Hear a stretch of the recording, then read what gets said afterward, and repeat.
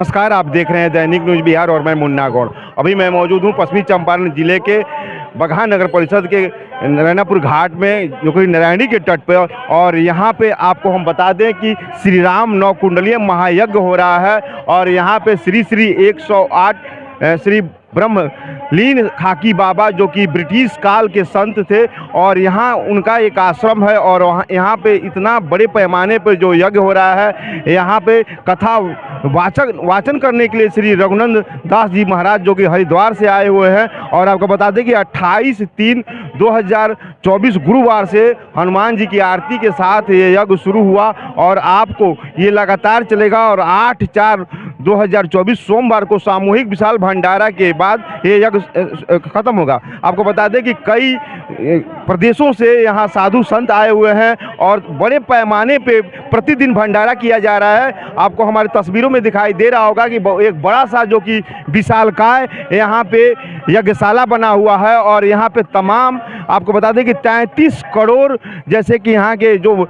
शास्त्री जी हैं, जो धर्माचार्य हैं, वो बता रहे हैं कि 33 करोड़ देवी देवताओं का आगमन हुआ है। और यहाँ पे रात्रि 10 बजे तक होता है। और सबसे पहले तो यहाँ कथावाचन का काम किया जाता है, रामलीला होता है, बड़े बड़े झूले लगाए गए हैं और तमाम तरह के यहाँ मनोरंजन के लिए बच्चों का भी साधन है। और इस समय जो कि विश्व कल्याण के लिए, भारत ऐसा एक देश है जो विश्व कल्याण के लिए इतने बड़े पैमाने पर पारण, और खास करके नारायणपुर के और नारायणी के तट पे और इस तरह का जो आयोजन हो रहा है, तो काफ़ी अपने आप में एक महाराज जी नारायणी की इस पावन तट पे, जो कि श्री राम नवकुंडलीय महायज्ञ जो हो रहा है चंपारण के इस कैलाश नगर में, नारायणपुर घाट में, महाराज जी, इससे विश्व कल्याण के लिए मतलब क्या प्रभाव करेगा? विश्व कल्याण के लिए ही यज्ञ होता है। यज्ञ से सबसे पहली बात तो वातावरण शुद्ध होता है, पर्यावरण शुद्ध होता है। दूसरी बात, यज्ञ से बरसात होती है और बरसात समाज के लिए, सृष्टि के लिए बहुत ज़रूरी है। बरसात होने से फिर उसमें अन्न पैदा होता है, अन्न से सृष्टि का आगे बढ़ावा होता है। यज्ञ से सबसे बड़ी बात है कि यज्ञ से आजकल कितने प्राकृतिक आपदाएं आ रही है, उस प्राकृतिक आपदा से भी मुक्ति मिलती है यज्ञ होने से। आप हरिद्वार जैसे पावन जगह से आए हैं, जो कि पूरे विश्व में हरिद्वार का एक जगह है, और आप लगातार कई दिनों से कथावाचन का कार्य कर रहे हैं, जिससे लोगों का काफ़ी ऐसा लग रहा है कि चारों तरफ पूरे बगहा में धार्मिक मतलब भावनाएं काफ़ी बढ़ गई हैं। तो हमारे इस चंपारण में और नारायणपुर घाट में जो ये कथा हो रहा है, तो आपके दृष्टिकोण से कैसा लग रहा है? यहाँ के कैसे जो श्रोता हैं कैसे देख रहे हैं? श्रोता सब ठीक है, अपना अपने मर्जी से सब आते हैं, सुनते हैं, बहुत मतलब भाव से सुनते हैं लोग कथा। बाकी नारायणी के तट पर है कथा, नारायणी के तट पर है। और बाबा खाकी बाबा सिद्ध महात्मा है, यहाँ पे तप किए हैं वो, इसलिए जगह भी बहुत पवित्र है। तीसरे नंबर में यज्ञ चल रहा है, तो सभी देवताओं का भी आह्वान पूजन हुआ है। तो इस मामले में बहुत श्रद्धा है लोगों में, लोग आकर के सुन रहे हैं, यज्ञ में भी सम्मिलित हो रहे हैं, यज्ञ में परिक्रमा भी लगा रहे हैं। तो ये तो सौभाग्य की बात है। वैसे मेरा चंपारण और खास करके वाल्मीकि, जो कि वाल्मीकि नगर, यहाँ महर्षि कहा जाता है कि महर्षि वाल्मीकि यहाँ से रामायण का भी ये किए थे, रचना किए थे। और ये चंपारण कैलाशवा बाबा, जो कि बहुत प्रसिद्ध बाबा थे, तो उनके बारे में कुछ ऐसा बताइए कि जो आप यहाँ आके मतलब आपको क्या महसूस हो रहा है? देखो, महर्षि वाल्मीकि जी ने इस जगह को चुनी है, तो जगह तो बिल्कुल सिद्ध ही है। जहाँ रामायण के मान लीजिए उद्गम स्थल मान लीजिए इसको, तो इस जगह पर अगर रामायण की रचना की गई, तो इससे तो रामायण कथा चल रही है, तो वो और ज़्यादा प्रभाव, और उसमें भी श्री राम महायज्ञ है और उससे और ज़्यादा इसका विस्तार हो रहा है। दूसरे नंबर में कैलाश बाबा के बारे में तो मेरे को कम जानकारी है, लेकिन जितने सुनी है कि बहुत अच्छे महात्मा थे। मैं गया भी था उस जगह में एक बार। वो ऐसे महात्मा जिस जगह पर तप किए हो, तो जगह तो बहुत ही पवित्र है। और ऐसी जगह पर यहाँ यज्ञ हो रहे हैं, इस जगह का नाम थोड़ा सा आप लोग थोड़ा सा इसको आगे बढ़ाइए। खाकी बाबा बहुत सिद्ध संत हुए, दिखाइए थोड़ा सा। हाँ, ये खाकी बाबा बहुत सिद्ध संत हुए यहीं से। हाँ, बहुत तपस्या की इन्होंने, गुफा बनी है उधर आगे है, और अंग्रेजों ने गुफा बना के बाबा जी को दी थी। तो उसमें उन्होंने तप किया था। बाद में वो पतिलार चले गई, फिर वहीं तप किया उन्होंने। तो ऐसी पवित्र जगह पर ऐसे महात्माओं की जगह है पूरे सब।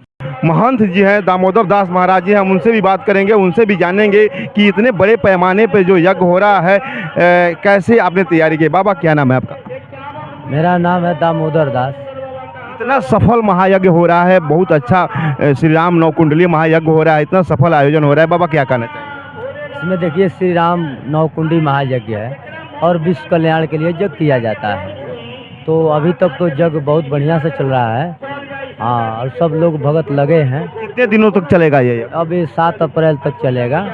हाँ, और 8 का विशाल भंडारा है। के तट पर ये यज्ञ हो रहा है, क्या कहना चाहेंगे बाबा? क्या नाम है बाबा आपका? हमारा नाम है छोटे लाल दास उर्फ साधु पहलवान। ये नारायणी तट पर जो खाकी बाबा का मंदिर है, ये प्राचीन मंदिर है। ये जो तपस्या किए हैं खाकी बाबा, तो ये जो है सो मंदिर लुप्त हो गया था। एक कुल खानदान में एक त्यागी जी हुए, जगशाला बनवाए, जग किए, तपस्या का बल है, उनका प्रभाव है।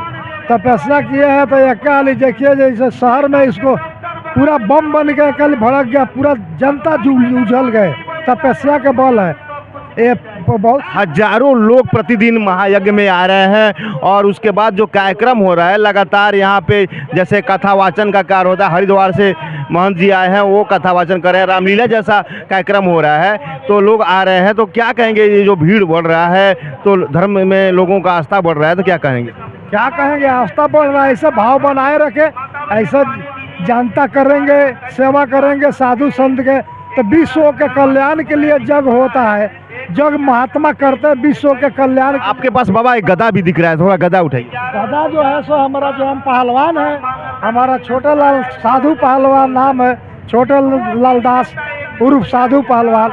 हमको महाराष्ट्र, मध्य प्रदेश, पंजाब, हरियाणा, राजस्थान कुश्ती लड़े हैं घूम करके, चंपारण में लड़े हैं, अरेराज साइड में हमको जानते हैं, कहीं गुरुदेव बाबा को। ये जो गदा है आपके हाथ में, ये गदा कैसा है? कैसा है गदा? कुश्ती से जीते हुए है, कुश्ती से। संत हैं आप? संत है, पहलवान है, राम प्रभु के भक्त हैं। भक्त है, हनुमान जी के भक्त हैं, हनुमान जी की कृपा है। एक बार सीताराम बोल दीजिए। जय सीताराम। जय सीताराम। कुंडली महायज्ञ में तमाम साधु संत आ चुके हैं और उनका भी हम उनसे भी बात करेंगे, उनसे भी जानेंगे कि श्री राम नवकुंडली महायज्ञ जो हो रहा है नारायणी के पावन तट पे, महाराज जी क्या कहना चाहेंगे? इस यज्ञ से क्या फायदा होगा? विश्व कल्याण के लिए क्या फायदा है?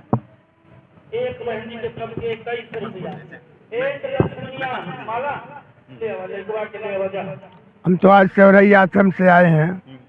क्या नाम पड़ेगा? हमारा नाम चंद्रमा दास। सेवरई आश्रम से आए हैं। इस यज्ञ में निमंत्रण है। इस यज्ञ का कार्यक्रम बहुत सिद्ध स्थल से हो रहा है। इस यज्ञ में बहुत संत महात्मा सब आए हैं, जगह जगह से अपने आश्रम से आए हैं। इस यज्ञ का विश्व कल्याण के लिए, इस यज्ञ महायज्ञ जो हो रहा है नवकुंडीय यज्ञ, इस सब कल्याण करने के लिए हो रहा है, विश्व कल्याण के लिए हो रहा है, जन कल्याण के लिए हो रहा है। इसी वर्ष जैसे प्रभु श्री राम को अयोध्या में उनका भव्य मंदिर बन के तैयार हुआ और रामलला उसमें विराजमान हुए, उसके बाद बाबा जिस तरह से भारत में माहौल बना है, चारों तरफ धर्म का, पूरे धर्म का ही धर्म दिखाई दे रहा है, तो इसमें बाबा क्या कहना चाहेंगे आप? इसमें क्या कहते, बहुत उत्सव की बात है, बहुत खुशी की बात है कि आज 500 वर्ष पहले का ये संविधान जो था रामलला का मंदिर का निर्माण का जो था, इसमें आज इन साल इस 2024 में जो रामलला का मंदिर का निर्माण हुआ, रामलला जी आए, उसमें एक बहुत बड़ा उत्सव, हिंदू महोत्सव का उत्सव है। बहुत सौभाग्य है, सौभाग्य है महाराज जी कि आज हम लोग इस देश में आज रामलला का आगमन हुआ, जिसमें सारे हिंदू परिषदों का बहुत भविष्य और भाग्य का उदय हुआ।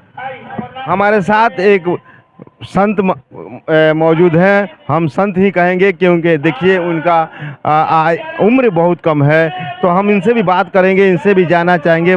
क्या नाम है महाराज जी आपका? होशिल दास। कितना उम्र होगा आपका? 10। 10 वर्ष का हो चुके हैं? 10 बरस में 10 हैं? 10 कम है? 8 वर्ष के होंगे। 8 वर्ष। तो आप मतलब संन्यास ले चुके हैं? जी संन्यास ले चुके हैं। जी प्रभु श्री रामचंद्र का मतलब जाप करते हैं? जी जी कभी खेलने वोलने का मन करता है कि नहीं आप? जी करता है। बाल्य अवस्था है, करता होगा।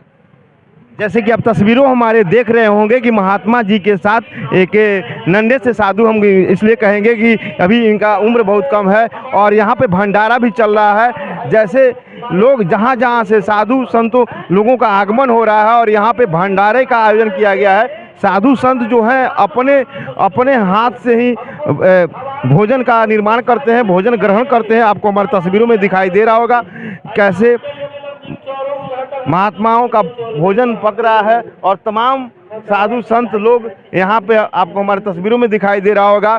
कई साधु संत नारायणी के तट पे हैं। तो ये काफ़ी सौभाग्य का बात है कि इस पावन भूमि पे और कैलाशवा बाबा और खाकी बाबा जैसे महान संतों के वास स्थल पे और नारायणी के तट पे, आपको बता दें कि ये नारायणी का वो तट है जो कि 3 नदियों के मिलने के बाद ये नारायणी तैयार होता है और आगे के लिए प्रस्थान करता है। तो काफ़ी पावन है। हम आपको और अपने तस्वीरों में दिखाएंगे कि बड़े बड़े झूले लगे हैं जहां बच्चे झूलों का आनंद ले रहे हैं।